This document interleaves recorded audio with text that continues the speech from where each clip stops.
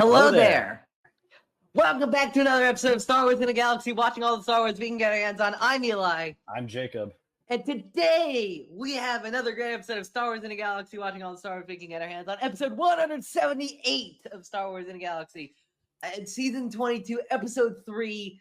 We got a great episode for today. 3 more episodes of Star Wars Rebels.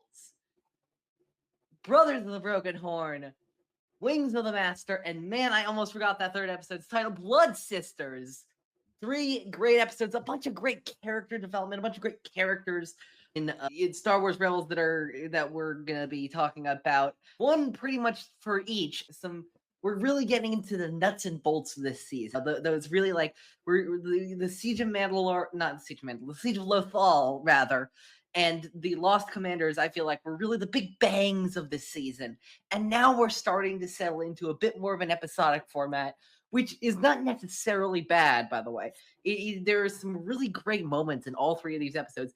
But I will say that we are getting a bit more granular, a bit smaller. I've been rambling, though. Jacob, do you have anything to say before we get into covering these 3 episodes? You're absolutely right, Eli. We have 3 episodes for 3 characters. As I like to call them, we have the Ezra episode, the Hera episode, and the Sabine episode, because that is really what they are. I was thinking of like the Hondo episode, the Quarrie episode, and the Ketsu episode, but yeah. You could call them that. You could call them that too, but in terms of the main crew, it's the main crew. Clear, absolutely, you're absolutely right. Yeah. It's very clear why these episodes are saying what they're saying. It's for the benefit of some of our favorite characters. So with that being said, let's jump into our summaries for these episodes to catch everyone up, get everyone on the same page.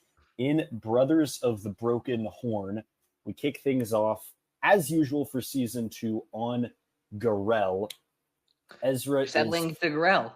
Yeah. Ezra is feeling the pressure from all of his responsibilities with the Ghost crew. He's got soldier training, blaster aim, all that stuff with Rex. He's got Jedi training with Kanan. When the crew finds out about a impending humanitarian crisis on the frozen world of Rin and rushes off to help, Hera makes Ezra stay back because he hasn't finished his share of maintenance responsibilities and household chores, I guess we could say, aboard the Ghost. So Ezra is really feeling down, feeling suffocated. And that's when he gets a distress call from Vizago. So Ezra flies away on the Phantom using Vizago's distress call as an excuse in orbit in deep space near the Garel system. Ezra finds the Broken Horn, but things are a little bit strange aboard Vizago's ship, and it's not Vizago he finds, it is Hondo Calrissian. Ezra and Lando meet. And Lando. What?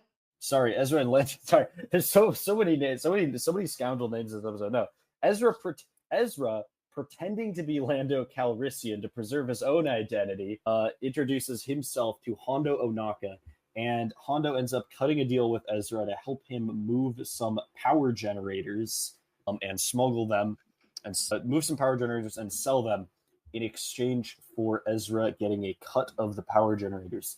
So they head off to a black market station on the planet Nixus, only to find out that Morrigan is the buyer. And when Morrigan sees that it's not Vizago coming there to sell the power generators, he takes advantage of the situation by having all his dudes pull their guns out and takes them prisoner. He finds out that fake Lando is really Ezra, and he's overjoyed because if you remember from last season, Ezra and the entire Ghost crew, but Ezra as well, really they kind of kicked his butt pretty badly, and he's itching for some payback. He wants to eject Ezra out of the bay doors into space. However, Chopper comes to the rescue in the ensuing chaos. There's a big firefight, and Hondo is about to get ejected. Hondo is about to fall out of these bay doors, and Ezra has to use the Force to save him. So once Vizago sorry, not Vizago. Once as Morrigan is driven off, Hondo learns that it is not Lando, it's really Ezra, and he's a Jedi.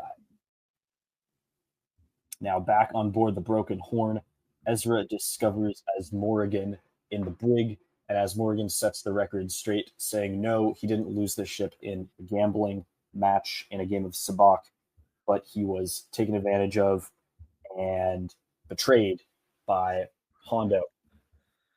Ezra releases him from the brig, and a big fight ensues with Hondo sneaking off or running off to the Phantom and going back to Garel, and then Ezra and Chopper being ejected in an escape pod also to go back to Garel. And in the end, the Ghost Crew does cut a deal with Hondo to keep the power generators for the people of, what is that planet, Rin, in exchange for Hondo getting to keep the credits that he stole. And Ezra says to Hondo, man, I would have joined your crew at one point. That's not who I am anymore. Because Hondo, of course, said his famous line to Ezra, be a pirate Jedi. And Hondo says back, Ezra, you're a true Jedi. And that's that. In Wings of the Master, we have another episode starting with the rebels on a humanitarian mission trying to run an Imperial blockade to save rebel resistance in the mountains of the planet Ibar, with Agent Kallus manning the blockade. They have a disastrous first pass at the blockade. They lose a lot of their Phoenix Squadron A-Wing starfighters. They lose an entire corvette with all the supplies. The Ghost narrowly escapes, and Hera is adamant that with the remaining 2 corvettes of the Phoenix Squadron, she can get at least one through to get supplies to the resistance on Ibar and keep the rebellion there going. But Kanan volunteers her to go to the planet Shantipole on intelligence from Captain Rex that there is an old ship engineer, a designer named Quarrie on Shantipole, with a new ship design that is a blockade buster, a starfighter-sized craft that can take out much larger cruiser-sized ships, which, of course, for the rebellion would be incredibly helpful. So despite Hera's reluctance to leave, she has been volunteered by Kanan for this mission. So she takes the Phantom along with Zeb and Sabine and Chopper, and they go off to Shantipole, a planet that is known as a graveyard for pilots and ships. After a very, very dangerous crash landing, they make it to the planet's surface and they land on Quarrie's landing platform. Quarrie introduces the rebels to his prototype. It's a prototype B-Wing, the first B-Wing, which he calls the Blade Wing. Now Hera says that she needs to take it immediately and take it back to the rebellion in order to use the blockade. Quarrie is unimpressed by Hera and the rebels thus far and says, I've waited long enough for the right pilot worthy of my ship. I can wait some more. Hera shares her story of how she left her home at an early age to pursue her dream, her passion, her life's goal of becoming a pilot, and how she uses that talent and that skill in order to fight for good causes and make a difference in the galaxy. This moves Quarrie enough that he allows her to take the ship on a test flight, which she does with resounding success. In the meantime, he retrofits the Phantom with a hyperdrive, allowing it to take the Blade Wing straight to Ibar, where the second blockade run attempt is in progress, because the Ibaarians are at their breaking point and the rebels simply can't afford to wait any longer. So with Sabine at the weapons system and Hera at the helm of the Blade Wing, they move into attack position, and with their giant compound laser, they punch a hole straight through the blockade, all but destroying one of the Arquitens class destroyers, or light cruisers, which, as Agent Kallus says, was thought to be an impossible defeat. And then at the very end, they meet back up with Quarrie, and we do know that they found a shipbuilder who is willing to produce the Blade Wings, which of course are going to be the B Wings later on in Return of the Jedi and all that. And to top it all off, Hera gets promoted to captain. Now, in Blood Sisters, we are back on Garel, and Ezra and Sabine are sent on a mission in the Garel spaceport to find a courier with secret information that they need to help pass on to high-ranking members of the rebellion. They finally find the courier droid after a long time trying and failing with their word or their secret phrase. It's a long way to Alderaan, I believe. And the courier is actually a gonk droid or a power droid. But as they grab the courier and are going to go off, Ketsu Onyo pops in. And she is a bounty hunter who's one of Sabine's old friends from before she joined the rebellion. Big fight ensues. Ezra, Chopper, Sabine, and the courier power droid manage to escape on a civilian shuttle into orbit, but Ketsu escapes the stormtroopers as well on the surface, and she takes her own heavily armed ship into orbit in pursuit of the droid. After some talking back and forth on the radio, Ketsu blows the door off of the shuttle, and Chopper is sucked out into space. However, Sabine does manage to keep the courier droid on board. A lot more back and forth with Ketsu and Sabine sort of negotiating what's going to happen, with Ketsu obviously also wanting the courier droid and also being angry at Sabine at how they parted ways. And she finally loses patience and decides to just destroy Sabine's shuttle, killing her old friend in the process. However, Chopper, who had been blasted out into space, had managed to make his way to Ketsu's ship and disable her weapon systems from the outside.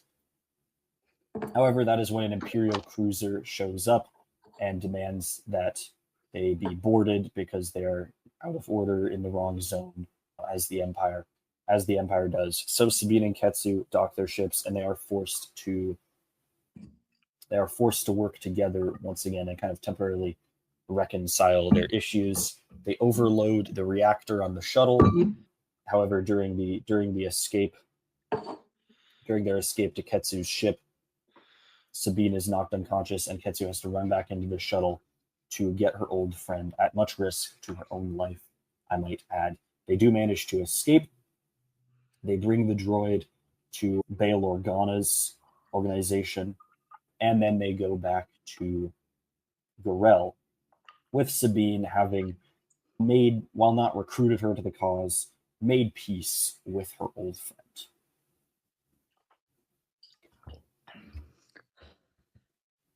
Give me 1 second. All good. I'm gonna go a little bit of a debacle there. Turns out, I'm gonna cut this out. Turns out a pill crusher is not the same thing as a pill cutter, which I learned the whole way. But that's fine. All right. So we got a lot to cover this episode. We got 3 episodes here. Let's get into it with Brothers of the Broken Horn. All right. So the first thing I want to mention is that we established in these 3 episodes, especially those last 2, the first and the last one. Did we see? No, we don't see it in Wings of the Master. Garel is the home base of the Rebels in this season. They visited in a few times in season 1. You know, we see it on and off. But this is really, I believe, Brothers of the Broken Horn is the first episode where it's established that that's really where the Rebels, if they need a planet to touch down on for whatever reason, they're going to, more likely than not, choose Garel. And which is, I gotta say, maybe I don't remember the series that well. But, like, do we know a lot about Garel except for that, like, one spaceport? Not really. Not that I'm aware of. I mean, it seems to be, it has some sort of Imperial presence, but it seems to be reasonably safe for the Rebels to operate out of. Sort of kind of like a Mos Eisley Tatooine vibe is sort of what I've been getting, where ostensibly there is an Imperial presence, but with the regional force and reach of the Empire in the Outer Rim kind of being what it is, the Empire is content to, let quite a bit of black market smuggling, all sorts of illegal, extra legal activities kind of go on as long as they're not really challenging the Empire's domination, which of course the rebels are going to be more than happy to take advantage of.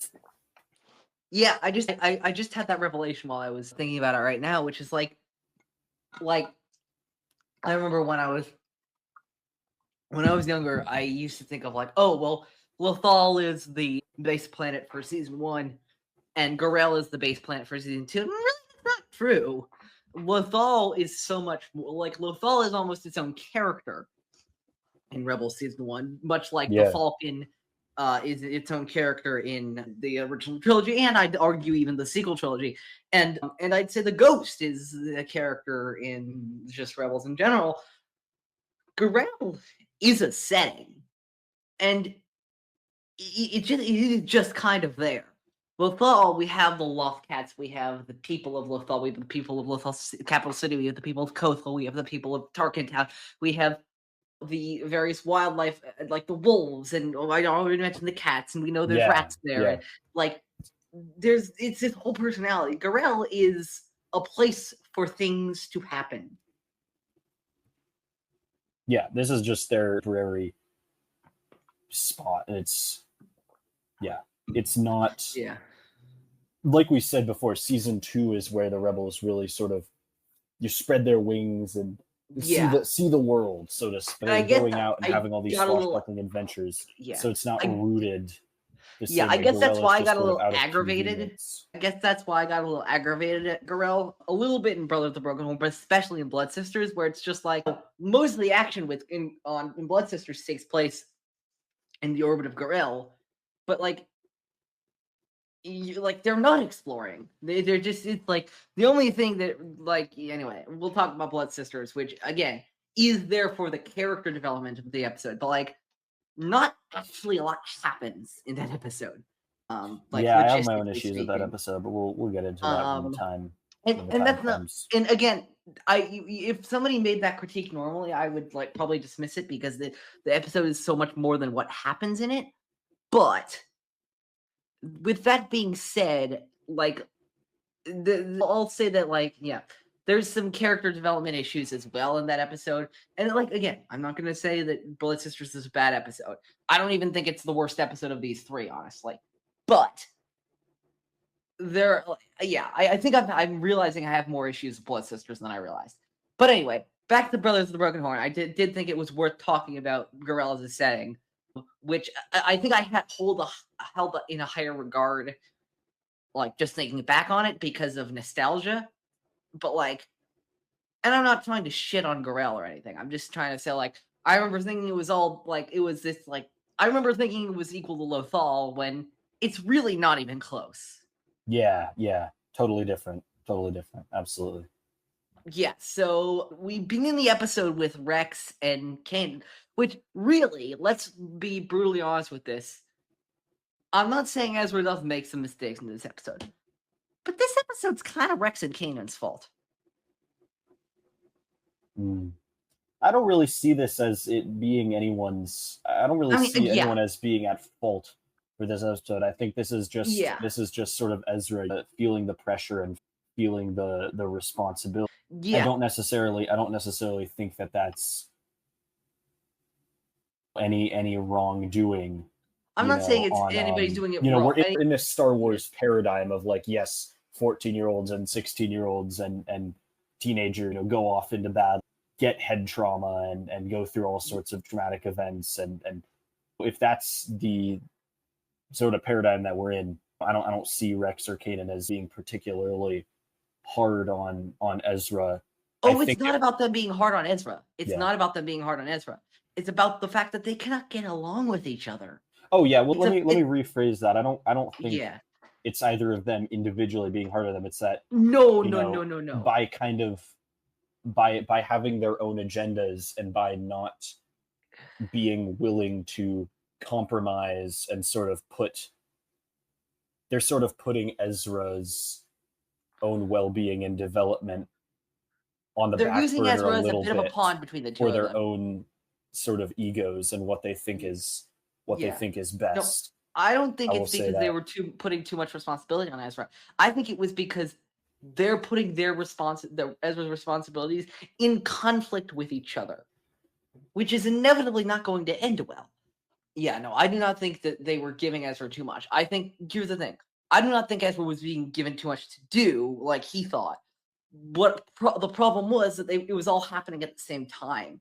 Ezra's Jedi practice was interfering with his blaster practice, which was interfering with his scrubbing practices, Hera says, which none of those are unreasonable responsibilities for Ezra to have. It's just that nobody could figure out in what order he had to do them and when. Yeah.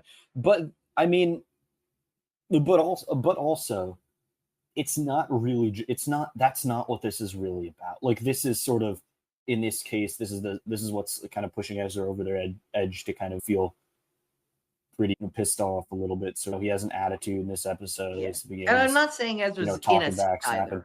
But this is really about, it's this moment and these things sort of bringing up the questions within Ezra that he has, and sort of the uncertainties, the fears, the worries. So it's like he says, what if I don't want to be either? What if I don't want to be a soldier or a Jedi? He talks to Chopper about, he's sitting in the Phantom talking about he's missing the way that things used to be. It's about more than just having chores or not having. It's about more than just having not enough time to fit in all the things that he has to do. I guess what I'm just trying to emphasize here. Is that you could argue, and I would argue, that a minor or a major conflict in the last 4 episodes has been Kanan and Rex have not got along. Oh yeah, absolutely. I kind of forgot. They on the need rewatch, to get their shit together. Yeah, I definitely forgot how much they really don't get along in these and episodes, we know they are, really but like of the season early on. I we know they're going to get their shit together. Stealth Strike, I believe, is the episode where they finally like kind of hash it out between with each other, which I believe is the next episode of Inagel. I believe that's the next episode of this show. So we're getting there. But like in 4 episodes in a row, basically, like obviously there's the Lost Commanders and Relics of the Old Republic where they meet, and Kanan is not just like doesn't like him, that he doesn't trust him.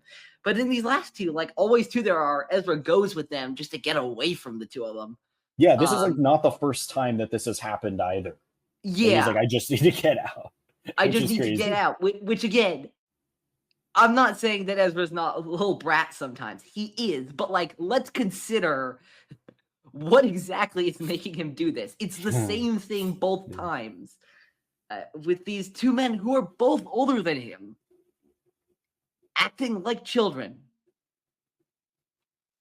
Seriously, like they're acting incredibly childish. But yeah, and I also think there's a part of it which is like the sort of like the new kid on the block, like I called it the new kid / your special sheen, has definitely started to wear off for Ezra, and he's starting to notice. Which doesn't mean they value him any less. It's just that they're no longer getting used to having him around. They are used to having him around. Yeah. He was doing roughly the same amount of stuff for them when he was still like the new kid, and they were talking about how special he was. He just didn't notice it as much because of the other stuff that came with a lot of his stuff with season 1, where they were kind of like, I don't want to say the Ghost Crew was coddling him or anything like that, but like he was a kid. Yeah. He's grown up this season, and they're treating him like that, which has some benefits and has some drawbacks for him. Yeah, as he sort of proves himself more and more.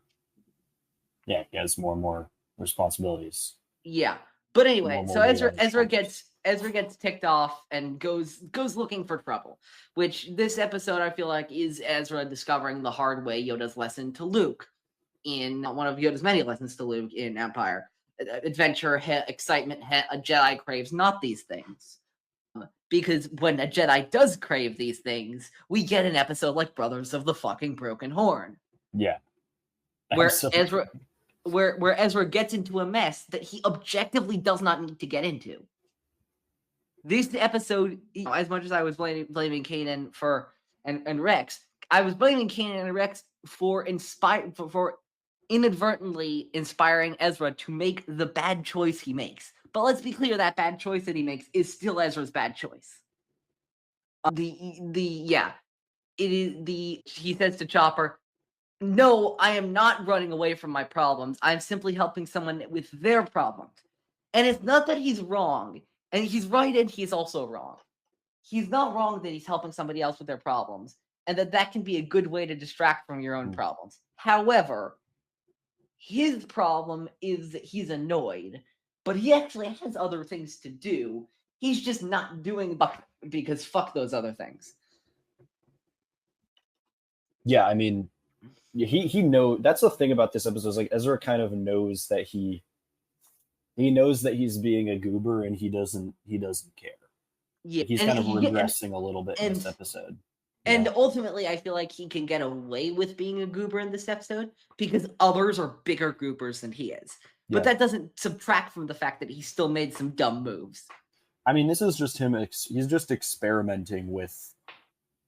I mean, this episode overall is him sort of seeing what his life might be like had he chosen a different path and kept on being the thieving, hustling, scamming urchin on Lothal. You know, had he chose to keep the creative blasters and not hop on the Ghost way back in Spark of Rebellion, and had he not chosen to come back. Although I think actually, I don't think you're wrong here, but I also think that like this episode is a bit more potent because it is something he could just drop and do now. Like I think the metaphor, at least for me, works a little better. Of this is if he drops everything now with the rebellion and with his Jedi training, this is what he could do. Yeah. Now that he is like, because back when he was hauling that crate of blasters in Spark of Rebellion, he wasn't as good at doing what he's doing as he is now. Oh yeah, now he's like you bring up a really good point. Now he has training. He knows how to use the Force in a lot of ways. Now he has training, even a modest amount. He knows how to use the Force. He knows how to fight better. Yeah. Like he could do this. Yeah, and I think that's practically he could do this. Yeah, and I mean throughout Ezra's kind of growth and journey in Rebels, we see that the more that his power, as his Jedi powers increase, so do the temptations that he faces. I think that this also fits into that sort of overarching story. What you get again, steps into shadow in season, Palpatine and his parents in season 4. I think in many ways this could be looked at through that lens as well. So props to you for bringing that up, because I didn't even think about that angle as well. Before we move on too much further, I do want to say one thing that really reinforces this episode and sort of the choice that Ezra has made and sort of ends up making as well in this episode, between looking out for number one and looking out for the whole galaxy. In a sense, it's very illuminating that, and I don't think it's an accident that it's this episode when Ezra is kind of faced with once again the choice and the temptation and sort of the emotional reasons that he has to run away and leave the rebellion behind, leave the danger and the risk and the real danger and this danger and this risk and this kind of but no matter how dangerous and risky it is to be a pirate, we can talk about all the backstabbing and the crazy malarkey that the pirates and the scoundrels and the Vizagos of the world and the Hondos of the world get into. There is being in the rebellion, you are uniquely cozy with the constant possibility and reality of like deeply painful, world altering personal loss. That's something that's a big theme and the kind of sacrifices that you have to be okay with making. And I think that's something that Ezra is starting to really comprehend and live. And that might be driving him as well. But I was going to say, I think it's very illuminating that the rebels in this episode, what are they going off and doing? they're helping out with the humanitarian crisis on Rin. They immediately just want to jump in and do whatever they can to help keep this outpost from freezing, even though there's no clear reward or upside or benefit for them, militarily, strategically, materially. They just want to help people. Same thing with the next episode. Yeah. I mean, it's no accident. With the people of Ibar. I mean, and then of course we have the military strategic stuff in Blood Sisters with the courier droid. But yeah, 2 out of these 3 episodes, Kanan, that's another thing. Kanan loved to say, and then Siege of Lothal, oh, we're getting involved in some sort of military operation now. When before it was steal from the Empire, give to the needy. I'm sorry, 2 of these 3 episodes is what Kanan says they were doing. And I understand that that's not the where the season is going overall, but let's not pretend they're not still doing that. Yeah. Which I think is illuminating. But I think we should stop messing around and we should get to the meat and potatoes of the episode. And by the meat and potatoes, I think you know exactly what I'm talking about. Hondo Ohnaka. He's too legendary. Wait. This is the broken horn. We require assistance. The moment you hear it, it's a bit distorted, and you don't exactly you can't exactly make out who it is. But come on, Vizago, is that you? Not exactly. Well, hello there. Oh, the stories I could tell. So many of them true. Yeah, I mean, two legends right here. Hondo in this episode is. I know people kind of get on Rebels for the animation style, and Hondo looking very, very different than he did in the Clone Wars. And yeah, this is an older Hondo. The character model, it is what it is. Oh, personally, no. I'm not. A character model is different. How could we possibly tell if that's the same character, except for every single line that's written exactly like the character? Yeah, and this isn't personally one that bothers me, but I mean, Hondo in this episode just has the amount of one-liners and sort of. So at last, I meet the semi-famous Lando Calrissian. Yeah, legendary. Jim Cummings, legendary. My lord, and who I didn't look. I stupidly didn't look up who wrote this episode. Let's check who wrote this one. This is Bill Wolkoff, who did some other great. I know he wrote Future of the Force.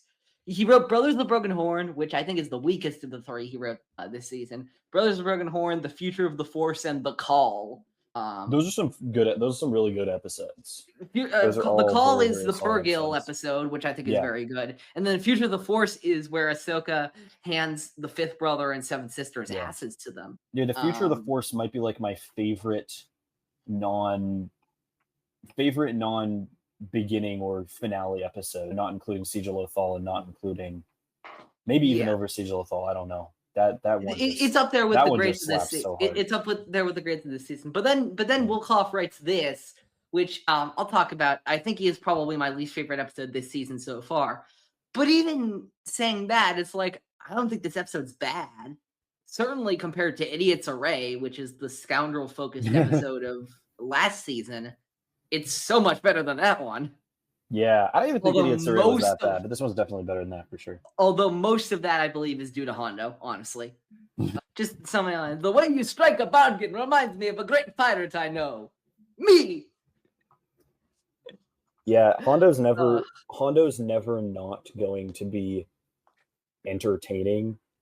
I think as kind of a cameo or a guest star as he is in his roles in Rebels, in his appearances in the Clone Wars as well. He's TCW. He's not a guest appearance. He's a recurring character in TCW. He's a guest appearance in this. He appears once or twice a season, but in TCW, he's a pretty major recurring character, especially in those later seasons. Yeah, fair enough. He's never not gonna. But I still get your point. And the best thing about Hondo is, especially now, we know with any story, he's gonna survive. We know he lives until he's in. That's the other crazy thing about Hondo that we now know since we saw these episodes for the first time. He's in Galaxy's Edge. Hondo Ohnaka is on Smuggler's fucking Run in Galaxy's Edge, which takes place in 34 ABY. Yeah. This guy's gonna live another 30 fucking years. Yeah, you just out here goofing around, cheating death. I mean, like, literally in one of his episodes, I think maybe it was a TCW episode, he goes, and Hondo Ohnaka always survives. And honestly, where's the evidence to refute that? We don't have it. Like, Yeah. I'm not sure how long Weequays survive, but would I be angry if I saw Hondo in, for example, Rey's New Jedi Order movie, which takes place 50 ABY? No, I wouldn't. I wouldn't be angry. Like, Hondo could live for hundreds of years and I would not be mad. I don't care about what his species biology is. I love the idea that, like, there are, like, 3 things that will never change in the Star Wars galaxy: death, taxes, and Hondo Ohnaka. Yeah. I approve of that idea. Like, as long as he just continues being the messy bitch that he is, like, show me where having more Hondo Ohnaka is a bad idea. I dare you. I don't know. I can't think of one yet. Yeah, it's exactly. Yeah, it's just I also just thought about this one with that line, which I forgot came from this episode. That the stories I could tell, so many of them true. It's something I would love to see from a what was I gonna say? It's something I would love to see from a future Star Wars story. Maybe my top choices for this would be an animated miniseries or a comic miniseries would be I think the coolest way of doing this. Where, like, Hondo gets to be a bit of an unreliable narrator, where Hondo can tell us things that happened and we see the things that happen from his point of view, and it'll be up to us to decide what actually was he telling the truth about. What was he exaggerating for poetic license? Like, it would be an exaggerated version of the Kessel Run, where Han says in Solo to Chewie that he made the Kessel Run in 12 parsecs if you round down. So presumably like 12.3 parsecs. But by the time of A New Hope, which is a mere decade later, he goes from 12 parsecs if you round down to less than 12, which is a pretty significant jump. Like, you might have subtracted an entire parsec there, which is not insignificant. I mean, already that's the thing about Han, to go on a very quick tangent, which is, like, already you hear in the movie nobody's made the Kessel Run in less than 20 parsecs, and Han does that, but Han can't stop there. He has to make it lower. He has to exaggerate even if it's not necessary. And somebody who would do that, like, to a far greater degree than Han Solo would ever is Hondo fucking Ohnaka. I mean, and again, like Han Solo, this guy outsmarted Anakin Skywalker, Obi-Wan Kenobi, and Count Dooku, 2 of which were at the height of their power. This guy doesn't need to exaggerate anymore, but he will, because of course he will. That's the kind of person who Hondo Ohnaka is. Yeah. That's Hondo. That's Hondo. Now, yeah.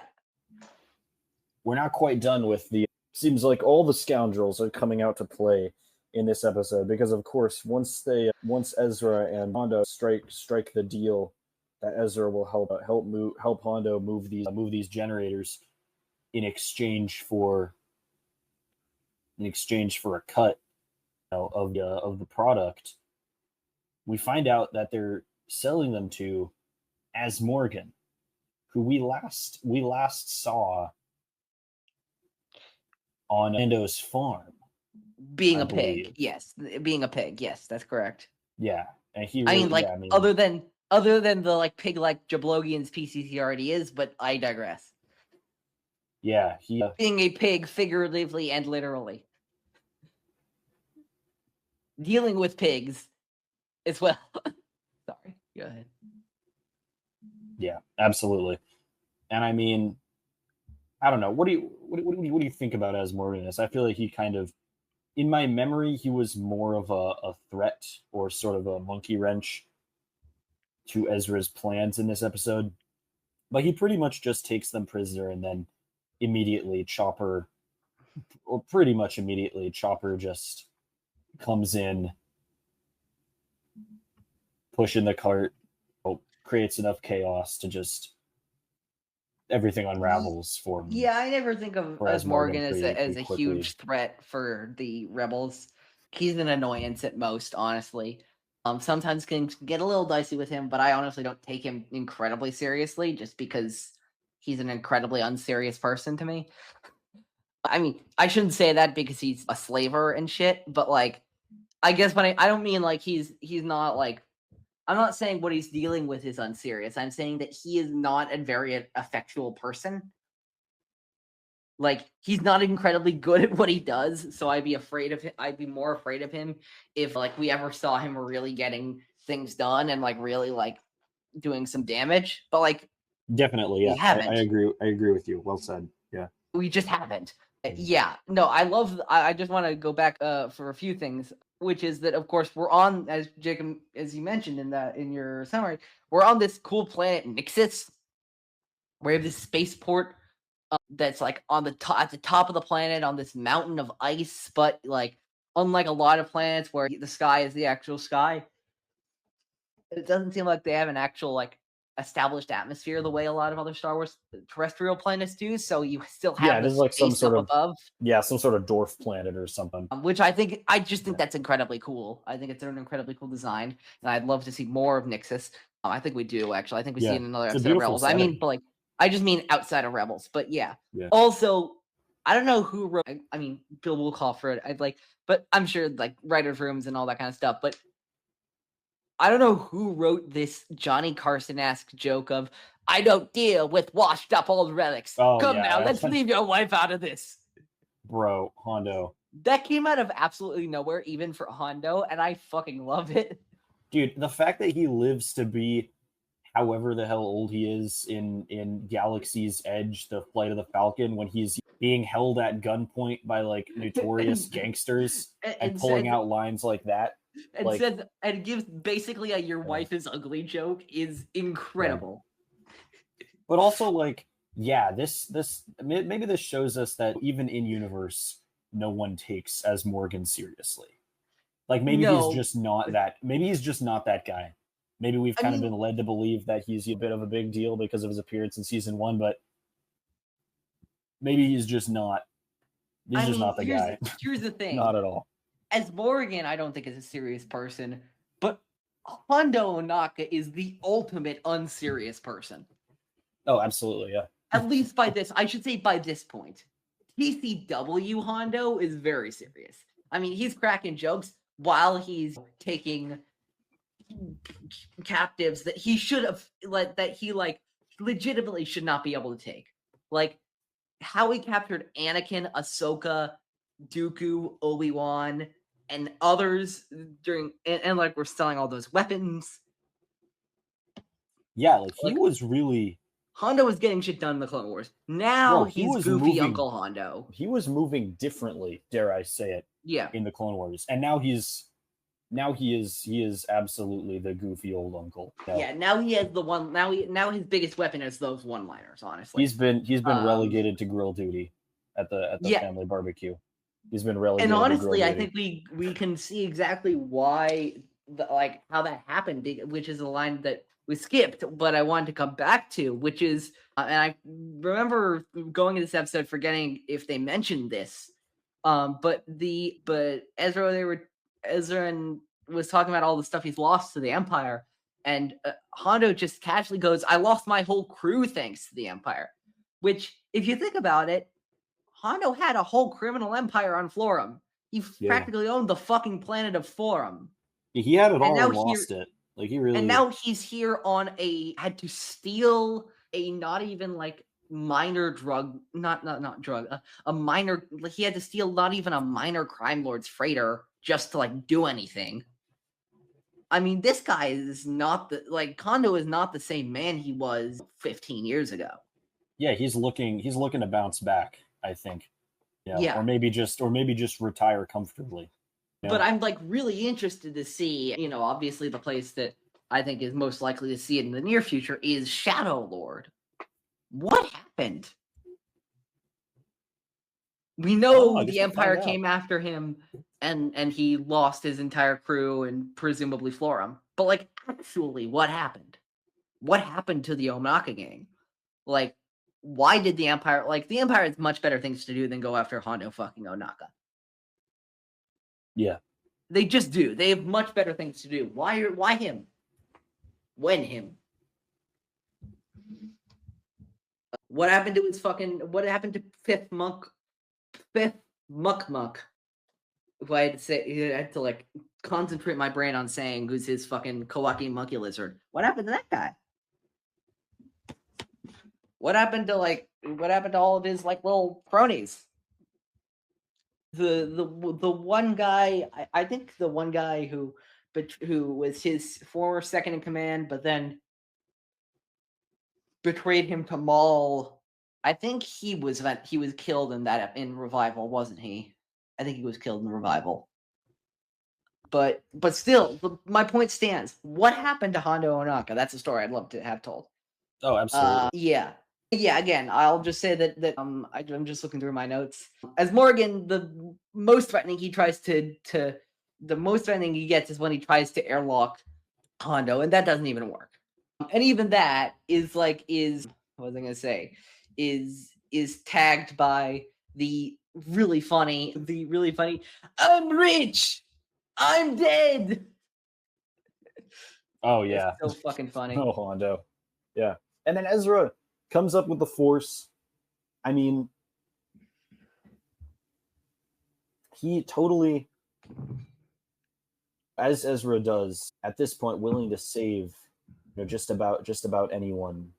Puts himself out at tremendous risk by kind of revealing the fact that he is a Jedi, so that he can save his new friend, or sort of friend, Hondo.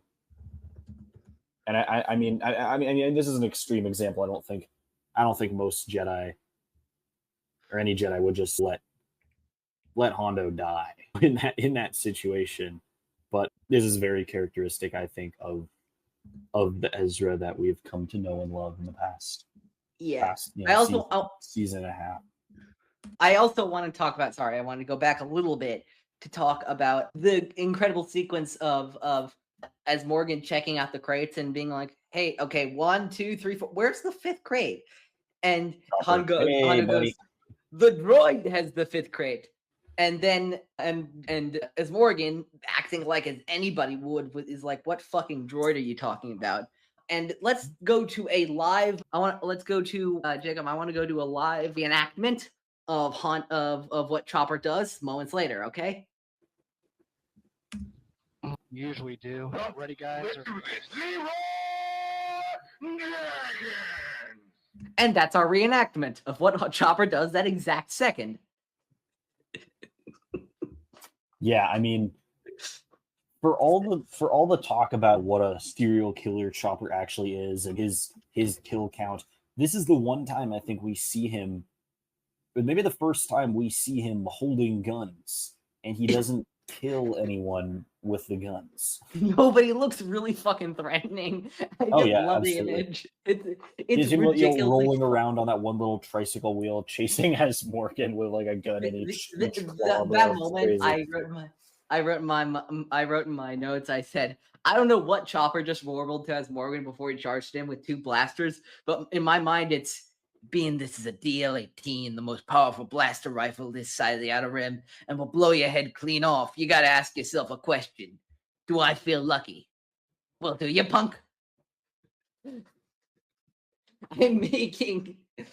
I don't know why I'm doing this, but I'm by the end of this show, I'm going to make Chopper the fucking like John Wayne to the like 100th degree, combined with fucking every Clint Eastwood, combined with the character, combined with the Terminator. Like I'm going to make Chopper by the end of this goddamn show the most macho action hero of all time, and he's this fucking droid. Oh my god, it's incredibly funny that like the most savage character of a Mandalorian, a Mandalorian warrior, a Lasat honor guard, a veteran of multiple wars on Ryloth, and 2 Jedi. The most badass of them is a fucking astromech droid. Yeah. Fucking nuts, man. It will never not be funny to me. But yeah. Then Hondo realizes Ezra lied. You lied to me? I knew I liked you. Only fucking Hondo. Only Hondo. Yeah. And then, of course, near the end of the episode, Ezra realizes, yeah, Hondo lied to him too. Hondo's a scumbag who decided he didn't like the look of Vizago and decided, yeah, your ship is mine now. I mean, he's a lovable scumbag, but like he's still kind of a scumbag. Yeah. He's more treacherous than I remember in this episode. I will say that, even though he's a little bit some of the sharp edges are a little bit smoothed out in this version of the character. I mean, here's the thing: the Clone Wars. The thing is that he's a dick to Vizago, but like, did we like Vizago before this?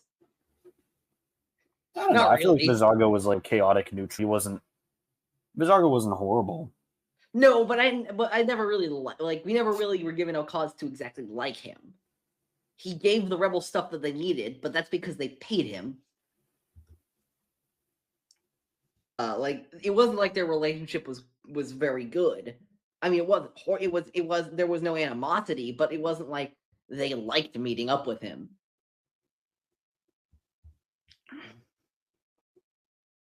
You know what I mean? Like Kanan was complaining last season, like, oh my god, we have to get more intel from Vizago. We have to do more for Vizago. It's not like they liked him. And Ezra gets to, I feel like I remember when I watched Rebel Resolve for the first time, when Ezra made a deal that Vizago would owe him one for that information. I was worried that was going to be something like kind of significant, you know what I mean? But what was I going to say? Yeah, that it would be kind of something significant. But the favor that Vizago would end up cashing in with Ezra being, you have to rescue me from this one guy who then we'll both abandon anyway. Like that wasn't a high price to pay for what Ezra got. Like Ezra got with on the good side of that deal. You know what I mean? Yeah. I mean, yeah, fair enough. All right. Do you have anything else for this episode? No, I mean, as Morgan, at this point, I feel like the interesting parts of the episode are really the characters now that bounce off each. As Morgan gets freed, Ezra frees as Morgan. We got that fight scene. Ezra steals the controller. I will say, what really put this episode over the edge for me in terms of me just being like, man, I forgot how much fun this episode is when Ezra, after Hondo escapes, Vizago says something about my generators. And Ezra looks at them and goes, well, technically, no, they were my generators. Hard cut to Ezra sitting in the immediate smash cut to Ezra sitting in the escape pod getting ejected. Very funny. And then Vizago going, I hate children. Very good. I love this very episode fucking so much. good. Yeah, I mean, the ending though, I was surprised by how poignant it feels for Ezra. And Ezra kind of, he goes through what we talked about in this episode. He realizes I'm not cut out for this life, despite what it means for me. Despite all of the difficulties and the risks and the sacrifices and all that, I'm meant to be a rebel. I'm not meant to be a pirate, or I don't want to be a pirate. And he tells Hondo that. And Hondo saying, Ezra, you really are a Jedi, means so much more than Ezra will ever realize. Because think of the Jedi that Hondo has known in his life. Think of the times that Hondo has gone up against Obi-Wan, Anakin, Ahsoka, even Dooku, if we're just talking about Force Users. Like he has had run-ins with some of the most legendary Jedi that there are in Star Wars. And now some of the most legendary. Yeah. But he's telling Ezra he's telling Ezra, yes, you are like a Jedi. Like, he sees what he saw in the greatest heroes of the Clone Wars era. He sees that, or some of that, in Ezra as well. I thought that was beautiful. Oh I like that. I thought that was a great note to end it on. Oh yeah, no, I think that what this episode does very well, I will admit, is that affirmation of at the end of this idea that no, Ezra has chosen the right path and the path that works best for him. And it is only through seeing what the other path entails, which is mostly just a B tier episode of Star Wars Rebels. Ezra wants to go somewhere where there is actually like meaningful storytelling. Hey-oh. Anyway, no, I'm joking. I'm joking. But the point is, yeah, Ezra wants to become part of something that is bigger than himself. Become part of something bigger than himself, whether we're talking about the rebellion or the Jedi.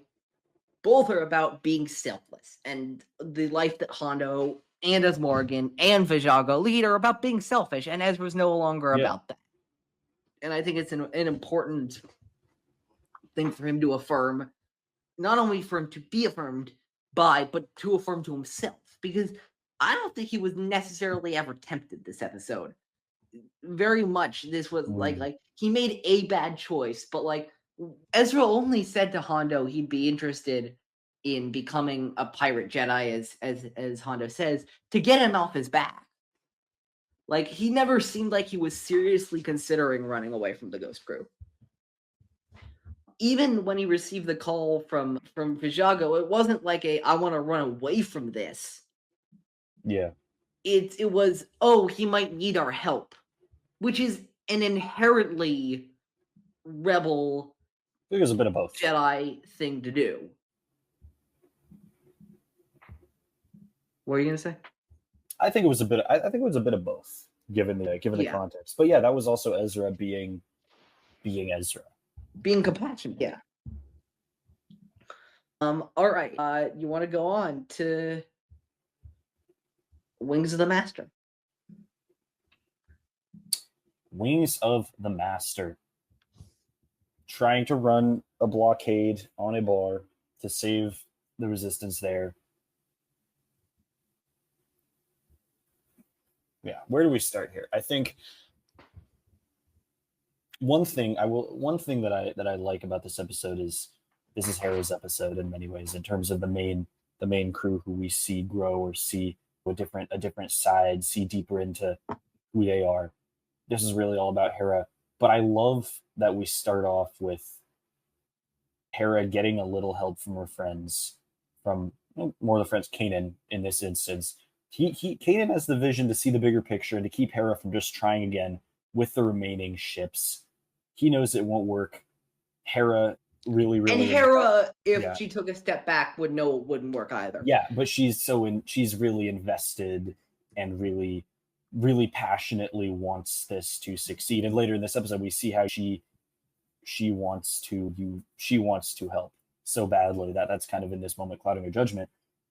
But this just illustrates, I think they're such a good team. It's such a good duo, even though Kanan and Hera throughout this season, really, especially in the beginning, they really aren't on the same page at all about how and when to fight, what their place in the galaxy is as a crew, as a little family. Their perspectives and their lived experiences are very different, but they're complementary, and they make one another stronger and more capable. And we see Kanan kind of holding up Hera a little bit and helping her reach even greater heights in this episode, which I like. Yeah, there's a lot of things I love about this episode.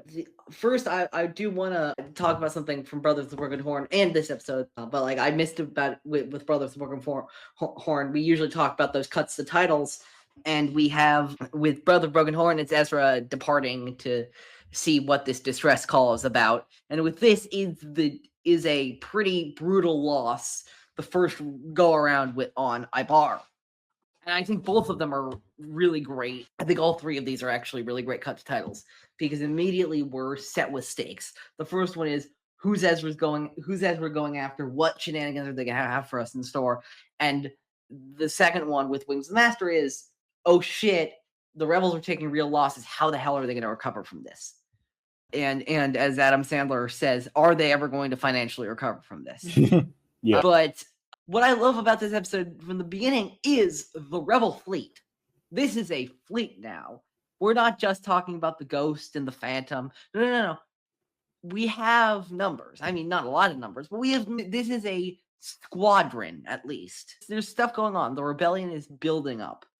And one of the things I really think is, and we'll talk about this more, I'm sure, I really love this idea, and it's something I wish Andor had done actually a little bit more, and something I just really love to see with these, with like giant sprawling stories like Star Wars, especially.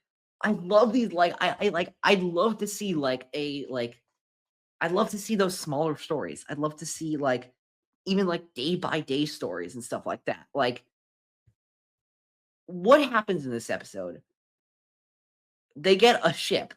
And then they decide to make this ship more using secret funds. It's not a major battle. It's not a powerful blow to the Empire or blow to the rebels or something big on either side or a character makes a stunning transformation or something like that. No, they get a ship. That's it. That's what happens. And I you don't know how much I'd love to see like the missions where like, oh, a bunch of rebel operatives have to meet a rendezvous point to get 5 X-Wings. Now, what will 5 X-Wings do in the long term? Not a whole lot. Yeah. It's 5 X-Wings. But maybe the rebellion's at the point where they need 5 X-Wings. Yeah, they are. They gotta scrap and claw for everything that they can possibly get. Up until just right before Yav, and I agree with you. But I'm just saying, like, what? Yeah.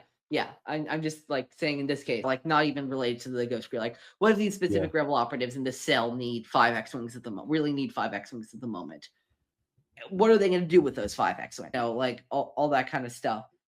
That's the first reason why I love that. The second reason is, of course, they just make the galaxy feel more alive and just real because we get into the minutia in addition to all these major galaxy changing events. And of course, most importantly, I put this in when I was talking about the episode as a whole down my notes. Like when you put 5 X-Wings is 5 X-Wings, but when you put a little event like that next to another little event and another little event and 100 more of those little events and then 200 more of those little things, those add up. It's all those little things that allow the Rogue One crew to successfully steal the planets to the Death Star in their titular film. It's those small things that allow Blue that allow Red and Gold Squadron to blow up the Death Star in A New Hope. And on and on and on. I don't know if you've heard this. This is one of my favorite stories of all time. It's a common parable of a story. And it's one of my favorite, and this is one, and it's one of those things that I loved about seeing these minutiae, these little minutiary stories, as it may be with the rebels. An old, I think it's usually an old woman is walking on the beach, and she comes upon a young girl who is throwing starfish that are on the beach into the ocean. And the old woman says to this little girl, well, what are you doing? And she says, well, I'm throwing these starfish back into the ocean. If they're just on the beach like this, they'll die without the necessary water. And she goes, well, why are you doing that? You can't possibly, there are so many of these starfish laying out over the beach. It doesn't matter how many you do, you're never going to get them all. And the little girl stops for 1 second. And she calmly picks up a starfish and throws it back into the ocean. And she says, it matters to this one.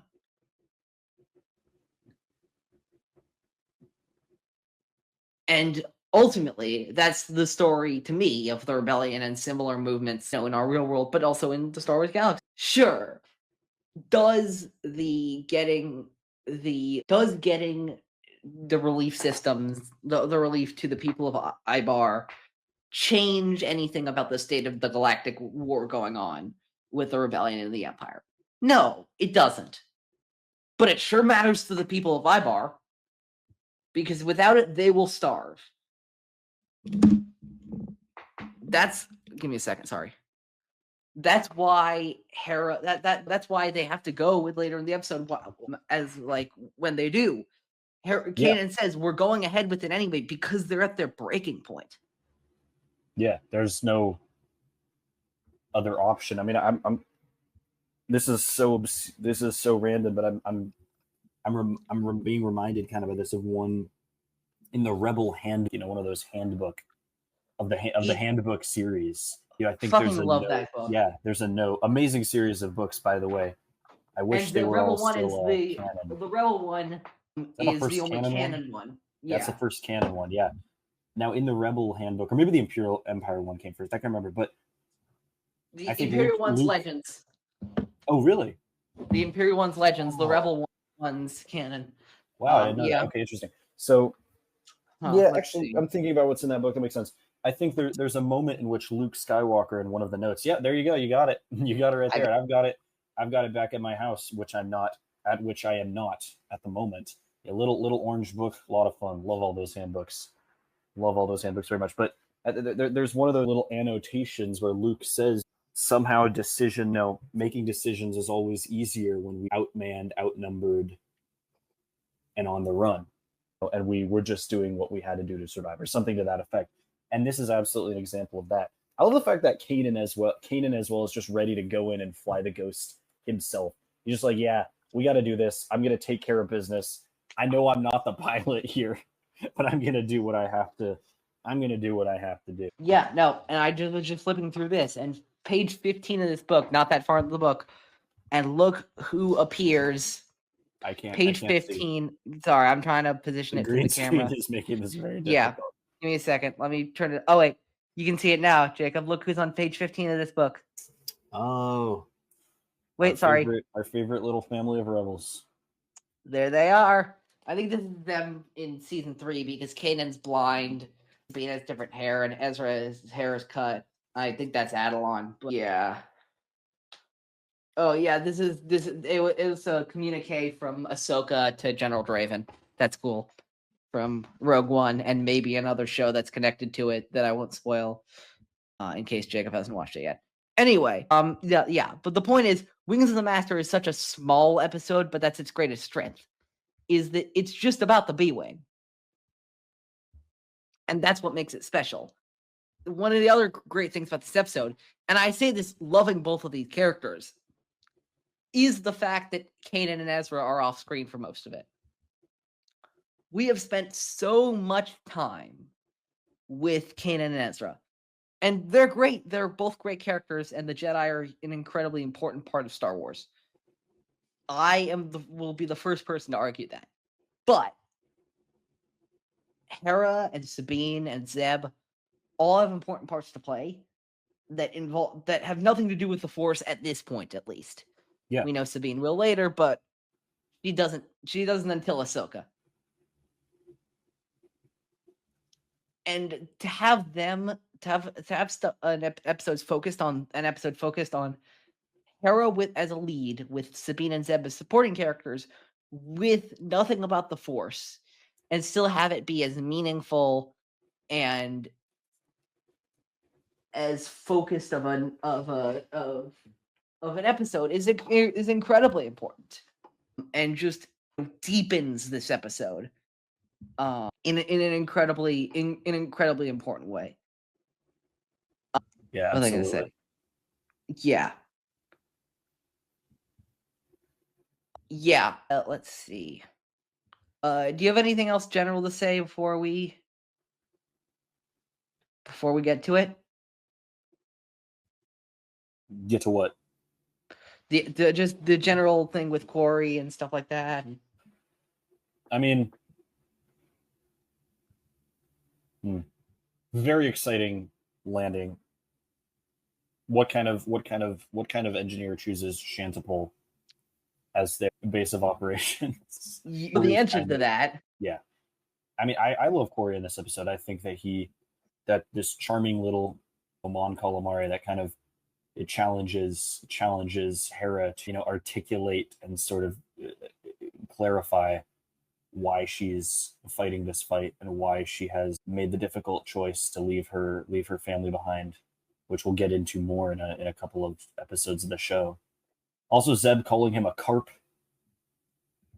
hilarious, possibly racist. I'm not sure. I didn't even ask Quarrie how he feels about that. I did not catch that. But I was really, I mean, the crux of this episode really is Hera, convincing Quarrie to let her take the ship and fight, and her that sort of sequence of her describing her journey and describing the feeling that she gets from flying and why she uses that skill to fight the good fight, puts herself at risk to help others, help people in need, fight against the Empire. That's so you left your family to fight. I left my family to fly as a combat pilot. If we want freedom, we must make difficult choices.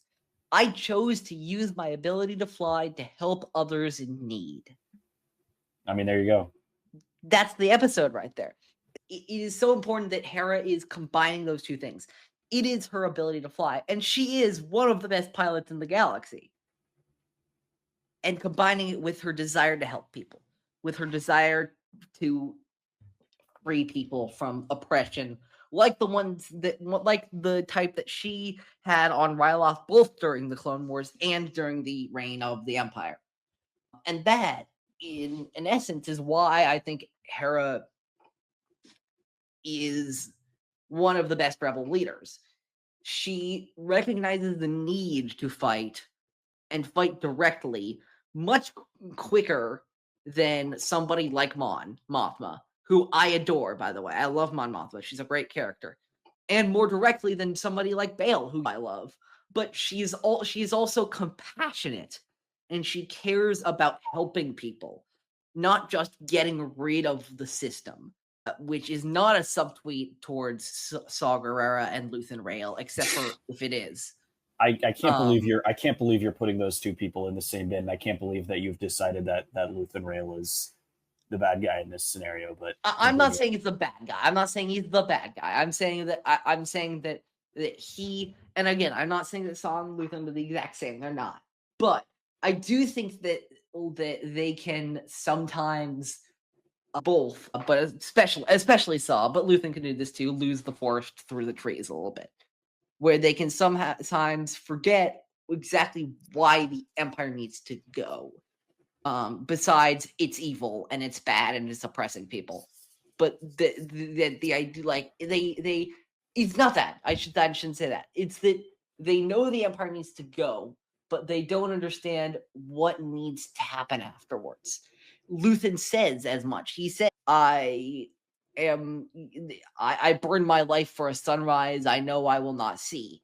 It's the line from Hamilton. Dying is easy, young man. Living is harder.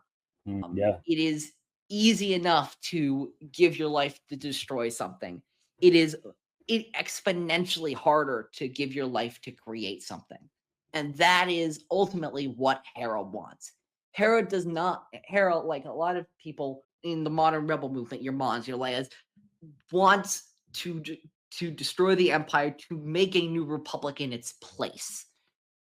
The reason why I put Hera above Mon slightly is because she gets to that a lot sooner. Is that Hera, by necessity, but also just by her choices, realizes a lot earlier than a lot of the contemporary leaders of the rebellion that no, the Empire cannot be negotiated with. There's no way to work within the system to make the Empire better. That the Empire needs to be brought down so something better can happen, can take its place. And that's why I have a lot of respect and admiration for Hera Syndulla. Anyway, my rant over. I'll just also say that we get a lot of Hera's theme in this episode, which is incredibly similar to Leia's theme.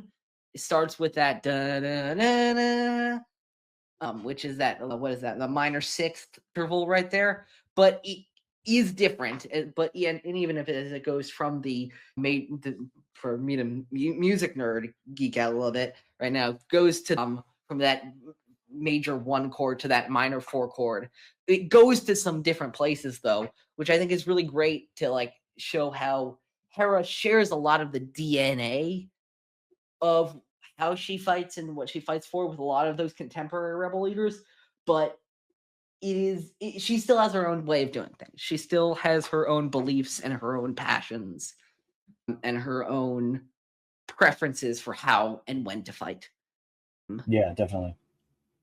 So I've been yapping for a little while about how much I love Hera Syndulla. Do you got anything else for the meat of the episode with Hera and her motivations? No, I mean, I think that's sort of the crux of the episode. I feel like I've said my thoughts about it. And then finishing it up, I love the attack run, Hera and Sabine's triumphant arrival. They have a little callback, I think, Out of Darkness in season 1 when Hera and Sabine kind of have that moment of doubt and conflict about Sabine not feeling trusted by Hera. And then here, Sabine quips, "It's a good thing you trust me," to Hera when Hera says, "No, Sabine, you're gonna get one shot at. You'll get one shot, one moment, when the timing's just right to try and take out the cruiser." That was kind of a cool callback to see. I feel like it didn't really, I don't know. And given the way that episode in season 1 sort of resolved, and then we haven't really heard anything about this since, it felt a little bit shoehorned in there, but I didn't mind it. And I loved seeing Callus and his reaction, to such a dominant force as the Empire just getting absolutely punched in the mouth with the magic of the Blade Wing. I will say one thing that I think is a little strange about this episode, and I would have loved an extra 20 seconds to explore even, is we know the Empire is blockading Ibar and stopping relief efforts to them. Why? Obviously, they're evil, and they don't necessarily need a justification to do something like that, but they wouldn't just do this. Like, they wouldn't waste their resources on this if they didn't have a good reason to do this. You know what I mean? Yeah. Like, they could be blockading anywhere. Why Ibar?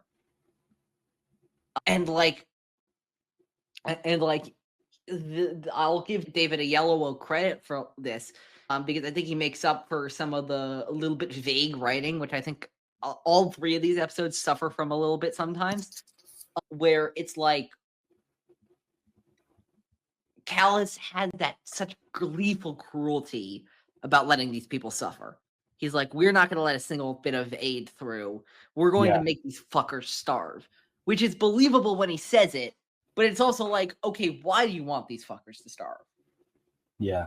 Like, I know you're a bad person, and to be completely, it's not. I'm not trying to say why would you want anybody to starve, because I know these are morally bankrupt people. I mean, Callus will become less so throughout the show, but I know what fascism is. But why are these people the people you want to starve? Like, what have these people done that you feel that you feel you want to dedicate your resources to starving them? And that's something I would have loved to get in a little bit more too, which is what's the relevance of Ibar to this whole thing? But yeah, no. The last thing I'll just say about this episode is that the animation of the Blade Wing, which will eventually become the B-Wing, is beautiful. It looks gorgeous. Oh yeah. Those soaring, panning, flying shots, they just look incredible. There's just such a fluidity and grace to the movement of the camera that's just done so goddamn well. Who directed this episode? This episode was directed by, look at that, Sergio Paez, and another director who you may know pretty well. His name is Dave Filoni. God damn it, that guy can move a fucking camera. I mean, I know this is not an actual camera, but he can move the 3-dimensional polygons in the computer simulation. Dave can direct like the best of them. My God, he can move some damn polygons. Dave can direct like the best of them. And he does. I like Quarrie a lot. I'll say that too. I like Quarrie a lot. He's that he fits that a great archetype of that like eccentric and weird, but still kind of genius old like weirdo. You'd usually see this as a Jedi master or as like a wizened warrior or something like that. No, he's just a little guy who likes designing his ships. And I vibe with that. I really do. I vibe hard with that. And I wish, because I don't think we see Quarrie again in this series. Am I wrong about that? I don't think we do. Let's check. No, we don't. But I think you'll find this funny. Quarrie and BG-83, who's his droid, which I will point out to you, or BG-80. Was it BG? It's not BG-83. BG-81. Which, fun fact about BG-81, BG was named after Bill George, who came up with the design for the B-Wing. And 81 refers to the color pattern of BG's body, of the droid's body, that mirrors a shirt George Lucas was wearing in a picture that was dated to the year 81. So that's BG-81 as a droid, and where their namesake comes from. But BG-81 and Quarrie both appear in several episodes of I believe, season 2 of the Freemaker Adventures, which are not technically canon, but they do exist. And both Quarrie and BG-81 are in several episodes of the Freemaker Adventures, which I think is fun. Anything else you got for Wings of the Master, Jacob? No, I mean, this is a beautiful episode for Hera. And it really delivers just a very simple but very solid story with lots of fun action, some great emotional beats, and just hits the right notes. I'm a fan. Yeah, this is my favorite episode of these three. I really appreciate this episode. I like it's a rebel-centric episode, but it's just it's incredibly focused. It knows what the story wants to tell and tells it effectively, and I really appreciate that. You want to get to Blood Sisters. I mean, what else is there left to do but get to Blood Sisters? All right. We've had the Ezra episode. We've had the Hera episode. Time for some Sabine episode. In many ways, I think it's similar to Brothers of the Broken Horn. Brothers, sisters, maybe this is intentional. I don't know. Probably not, but yes, I don't know. But I think what I think is interesting is that Sabine is on a different part of her journey than Ezra. Because in Brothers of the Broken Horn, this is Ezra being affirmed and affirming to himself the life he's chosen. This episode, Blood Sisters, is Sabine. Sabine was never in doubt about the life she chose in this episode. No, she just had to prove, she had to convince somebody else about it now. That's where she is. She is not confirming to herself. She is, for lack of a better word, proselytizing. She is inviting others to join the cause. You know what I mean? She's preaching the good word of the rebellion to people. And that's what this episode is about. But yeah, do you want to lead off this episode just generally? Yeah, I mean, I think in a sort of the parallel to Brothers of the Broken Horn with Ezra kind of seeing the other side, so to speak, in Ketsu, her old friend, Sabine kind of sees, and Ketsu explicitly said, we could have done this together, been feared throughout the galaxy. Don't you want this lifestyle? All that hot air. And Sabine kind of sees what her life could be like if she didn't join the Ghost Crew and commit to a bigger cause. And ultimately, she doesn't like what she sees all that much. But I mean, we start off this episode. Ezra's being a goober once again, since that seems to be the theme. He doesn't really participate much in Wings of the Master, but he does come in clutch, annoying Kanan with the crazy chair spin and I guess that makes me co-pilot when Kanan gets left to fly the Ghost. So he's going 3 for 3 here, kind of saying, "Hey, Sabine, I always figured you for such a loner. You eat alone, you spend most of your time alone, you practice shooting alone, you engineer alone, you do everything alone. But I think that is sort of reflecting on who Sabine is or who she sees herself as. It's one of those things where in a Ezra, sense. all three of these episodes, even when Ezra's annoying, he still kind of has a point. Yeah. Like, yeah, Ezra's being overly obnoxious about it, but yeah, that's the big thing with Sabine in this episode, is that she clearly cares about people in a larger sense, but she doesn't seem to care about people in a smaller sense, if that makes any sense. Explain. Like, she cares about doing good for people, but she doesn't care about building relationships with other people. And that's what this episode, this episode for me is about Sabine's arc generally in this show of opening up. Of, yeah, you understand the gospel. You understand, I don't know why I'm making all these religious comparisons, but like, you understand what you're trying to do, but the ideas of connection and empathy and togetherness are as integral in my mind to the rebellion as these ideas of freedom and justice and liberty. And Sabine is doing a really great job at the latter ones and a pretty lousy job at those first ones.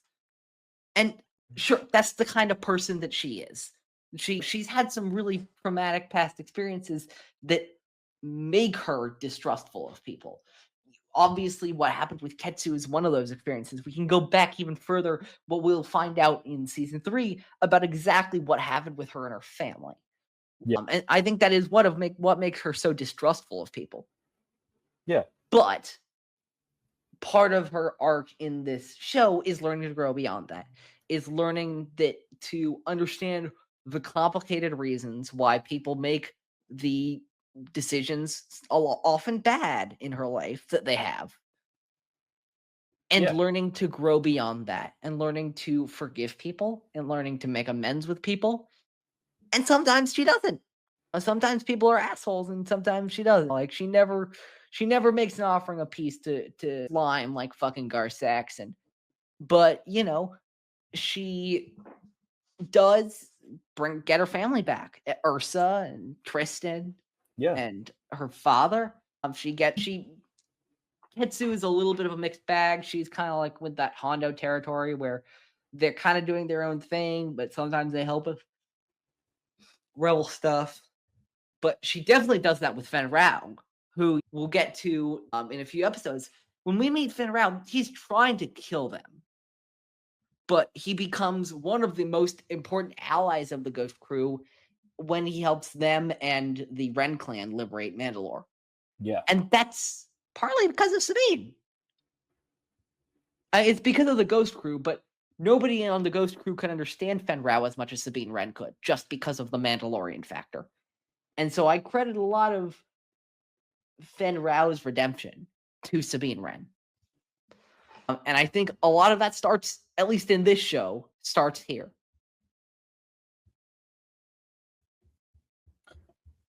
Why do you think that starts here in particular? I wonder what you mean by that. I mean, like, we see it start here.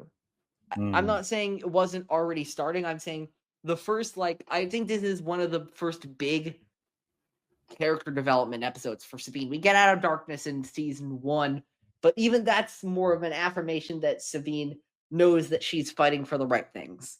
Yeah. This is Sabine on a personal level. This is getting Sabine to open up as a person and to be empathetic and to engage with people, not just the cause, that will eventually help her redeem Fen Rao. I see what you mean. I get that. Yeah, I get that. Because you can't do that without both of those things. Yeah, for sure. I mean, and Hera and Kanan, as great as they are, could not speak to Fen Rao the way Sabine could. No, they don't have that shared experience, that shared Mandalorian-ness, that certain fondness for heavy armor and flamethrowers. You know, that the experience with the tradition and the all that. I'm being facetious, but all that stuff, absolutely, yeah. And I mean, I don't know. You look at you look at Sabine, and she's never the one who's sort of on a in these early seasons until this moment, and there's not very many moments where she, in the same way that Ezra or Hera are really the ones that we see really articulating and communicating to the audience, and to other people, why the rebellion matters, why what they're doing is important, why they're fighting the good fight, and why they're taking risks to do the right thing. And this is sort of the first time that I can think of off the top of my head that she has to express that, and she has to be the one to sort of be an ambassador, because in a lot of ways that's one of the most important things that everyone on the Ghost Crew is doing, whether it's with Rex and the clones, or whether it's with Quarrie for some recent examples. It's convincing other people to not lose hope and to take up the fight or the resistance in whatever form it may be against the Empire. Yeah, absolutely. What was I gonna say? Do we want to get to Ketsu and the interpersonal conflict that she has with Sabine in this episode? Yeah. Just in general? Absolutely.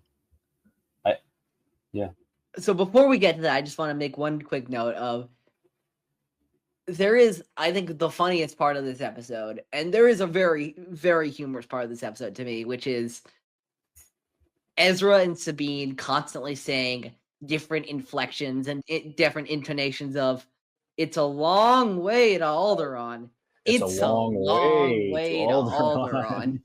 Just hearing that montage is legitimately hysterical. Yeah, and then it's finally the Gonk droid. Incredible. It's the fucking Gonk droid, which honestly is such a Star Wars, like it falls into that it falls into the same Star Warsy twist as the 50-year-old bounty is actually a baby.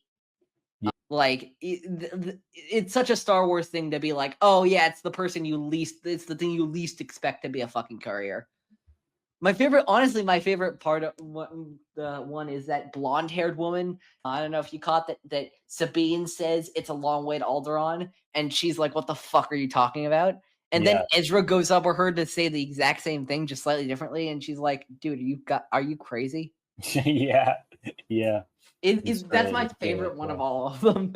It's not that just that they go up to them once. It's that Ezra decides to go up to her a second time after she didn't respond to it the first time. Priceless. Fucking priceless. But yeah, no, then they get to Ketsu, which Sabine got a little visual foreshadowing because she saw the mark on a wall on Garel. And we learned that Ketsu works for the Black Sun, which, by the way, I want to talk about the Black Sun for a second because they've been so goddamn underused in canon. Yeah. The Black Sun, obviously, that's the Fallines and on Mustafar. What was I gonna say? Yeah, I'm looking. Give me a second. Yeah, I just want to make sure I want to make sure I'm getting this right. Yeah. So here's what I'm annoyed about Black Sun. We had two major. Black Sun obviously existed primarily in the Clone Wars era in canon, but in Legends they were the Black Sun and their leader Prince Shizor, who we know exists in canon, were an original trilogy thing that was Shadows of the Empire, which took place in between Empire and Jedi.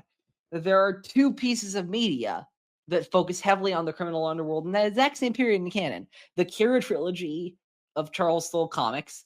That would be War of the Bounty Hunters, Crimson Reign, and the Hidden Empire. 15 comics, which I will still maintain are the best thing that Charles Soule's done in canon so far ever. And yes, I'm including that other thing that everybody loves. And that could be 5 or 6 different things I'm talking about. And Outlaws. The Black Sun play a major role in neither of those two. What the hell? Like, they're both about major crime syndicate. The Kira trilogy is mostly about Crimson Dawn. but also includes the Hutts and the Pikes and I think another syndicate here or there. The Outlaws have you deal with 5 main syndicates: Crimson Dawn, the Hutts, the Ashiga clan, which were made up specifically for that game. Crimson Dawn, Hutts, Ashiga clan, the Pikes, and then another one called Zarek Besh, but not Black Sun. Yeah, for an organization with so much sort of hype and mystique, they have not been utilized very much in the new. We see them in those a episodes of disappointment. TCW, but that's when Maul fucking heads all their leadership to get to the joint. Like, come on, let's see more Black Sun. Yeah, it'd be nice. But yeah, that's my mini rant about Black Sun. But anyway, but yeah, no, we get Ketsu Onyo, and if what Ezra sees with Hondo and as Morgan and Vizago is what he could be if he dropped everything right there, right now, Sabine sees another way through Ketsu, another way her life could have gone. Yeah, absolutely. What if she went her original way after escaping the Imperial Academy? What if Ketsu says, we dreamed of working for Black Sun? Yeah. What if she followed that? What if, as Ketsu said, like, the thing about survival, we will look out for each other, and that's it. It's us against the world. And you know who that reminds me of? That reminds me of 2 other young women who were impacted by the galaxy at a young age, who said something like, we can't trust anybody else, so we trust in each other. And those 2 young women met a wayward Jedi Padawan who would train Sabine one day. And yes, I'm talking about the Martez sisters. What makes Ketsu so different than the Martez sisters are than time? The Martez sisters were headed where Ketsu was, and the only reason they didn't get there was because Ahsoka helped them see the light. Yeah. Yeah, she was the difference maker. Yeah. Yeah, go ahead. No, I continue. No, I was just gonna say, like, and that's the lesson. I'm not sure what Ketsu's gonna do from this time forward. I think we see her 2-3 times more in the show, but what Sabine shows her is that there is another way, and it doesn't like the idea of like she asks her, you really believe your little rebellion can take on the Empire? And I don't remember what exactly she says, but my interpretation of what she's trying to teach Ketsu in this episode is it doesn't matter. It doesn't matter if what she does works in empirically bringing down the Empire, which, by the way, we know it will anyway, but she doesn't know that. Yeah. The point is, it's a better path. I brought the Starfish Story as matters to this one back last episode, so instead I'll go back to Battlefront 2, where Del Meeko, after Luke saves him on Pilio, asks Luke Skywalker. Luke says to Del, you have a choice now, and and Del goes, the rebellion, and Luke says, no, a choice to be better. And that's what and that's what Sabine's trying to teach, trying to give Ketsu this episode. Except for it's not a choice as much as it is a chance. That's what she says. I forgive you. That's honestly my favorite part of this episode. Is I forgive you, and I'm gonna give you what you never got a chance to, what you decided not to give me, which was a second chance. Sorry, I rambled a long time for there, but do you got anything about Sabine and Ketsu this episode? No, I mean, it's kind of being sort of doing what she can, but it's sort of a little bit bittersweet, where even once they go faced with the threat of the Empire, and they do reconcile, and they'll realize that they've taken different paths or value different things. They do somewhat have a reconciliation, but ultimately they do kind of go their own ways. Yeah, but You it's know, not like they. I Yeah, think it's not but like it's not like hate they each go other their own. Yeah, it's not like anymore. they go their own ways, like they would have at the beginning of the episode. Yeah, Ketsu's learned something now, and yeah, even if it absolutely. takes her a while to implement that, she still has seen it. Yeah, and she she's still witnessed ultimately it. like sticks her neck out and ends up saving Sabine, even after all the talk about killing her. You know, just to take the bounty on the courier. And she helps deliver the courier to Alderaan anyway. Yeah, so she does a good thing. She Yeah, does a good thing. and Yeah, and all because Sabine gave her a chance. Yeah. And then Ketsu gave her, and then Ketsu gave not just her but Chopper a chance to meet his arch nemesis once again. You know what I'm talking about? yeah, yeah. I mean, I'm just imagining, like, I don't know what they were saying to each other, but I just imagine, like, once they landed on Alderaan, R2D2 being like, "Bitch, what are you doing here?" And Chopper being like, "I'm delivering intel. What the hell are you doing here, man? I thought last time was the last time we're gonna see each other. You get out of my face, motherfucker."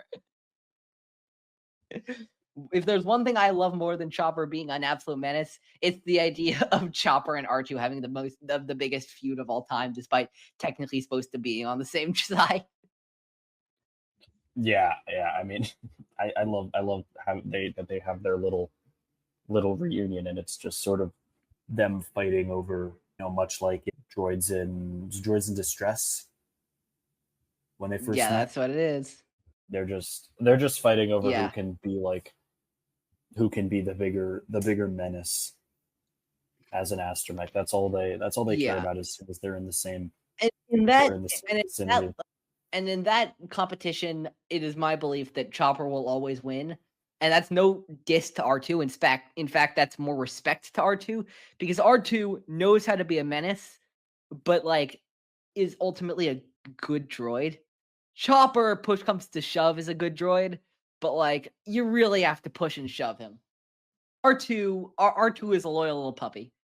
And I mean that very specifically because Dave has said if R2 is the family droid, then Chopper's the cat. Yeah, and I think that's the great metaphor for both of them. Give me a second. All right, NFCs.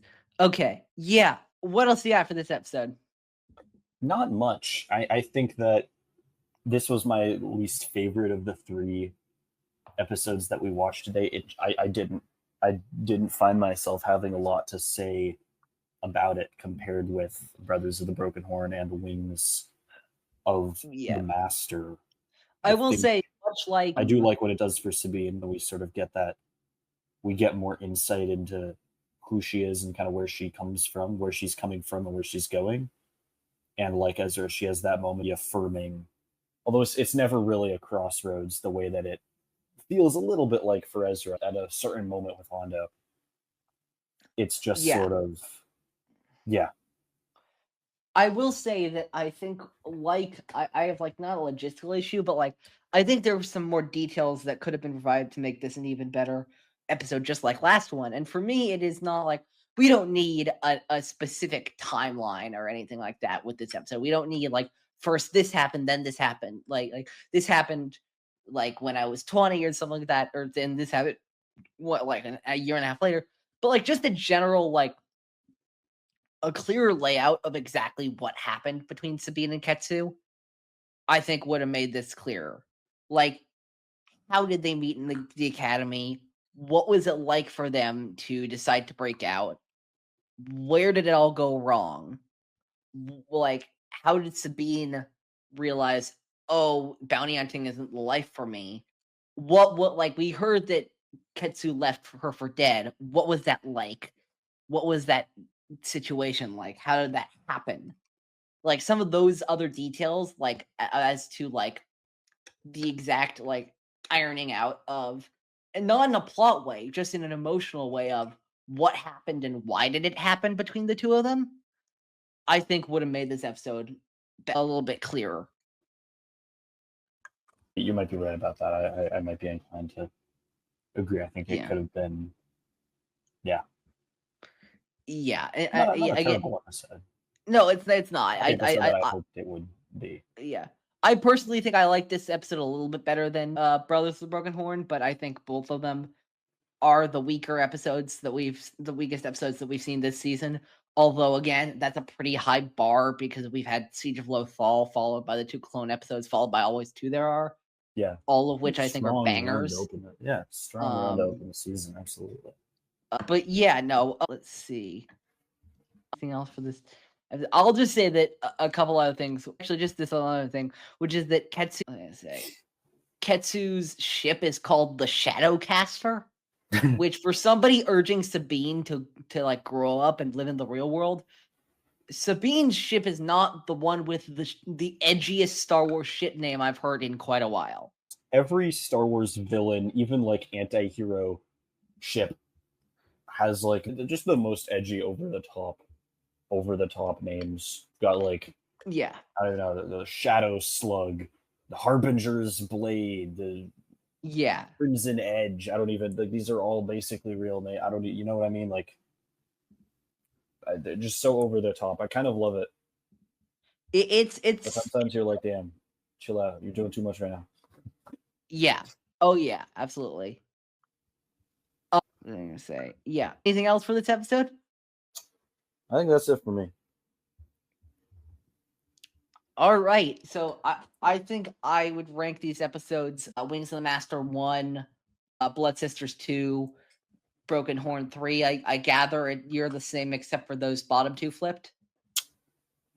Yeah, I think Wings, then Brothers, then Blood Sisters. Although I will say, as much as I like Wings of the Master, I like it less.